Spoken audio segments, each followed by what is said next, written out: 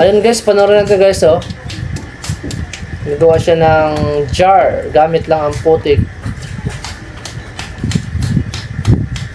Tanda na ni tatay, oh. Naka-brief lang si tatay, no? Nakalumpiga lang siya, eh. Ganda. Tingnan mo yung gagawin niyang ano, jar or ano, paso ba to?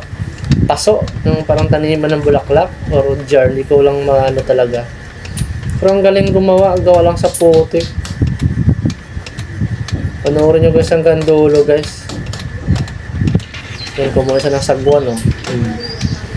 Sagwanan nyo. Siguro ano to, rims ng motor. Yung mags ng motor siguro itong iniikot niya. Gawa sa mags ng motor na puno lang ng putik. Kasi parang mags ng motor, eh. Ayan, oh, bilis na ng iikot, oh. Oh. Diba? Inuhulmanan niya. Wow! Galing! Amazing! Bilog na, oh. Tapos, pinapabukan niya. Ang galing, no? Kala mo, bubble gum, eh. Ang ganda. Ayan, oh. Parang mangkok din siya, oh.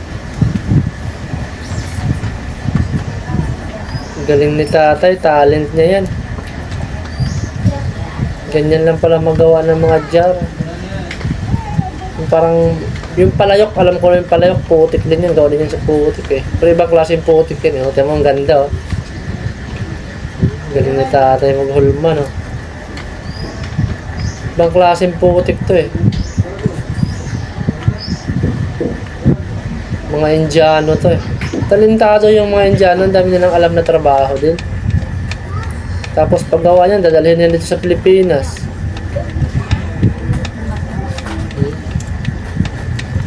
Galing ni tatay, no? Pero guys, huwag nyo kalimutan guys, follow, like, and share. Follow nyo ko guys, sa mga hindi pa nakapollow dyan.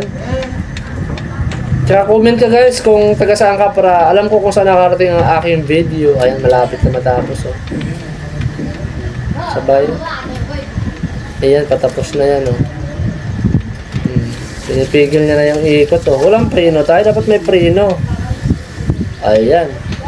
Mags nga yan, oh. Diba? Bubuhatin na niya ngayon. Tandaan lang tayo. Baka masira, oh. Dami na nagawa ni tatay, oh. Galing. Thank you, guys. Sa mga, ano,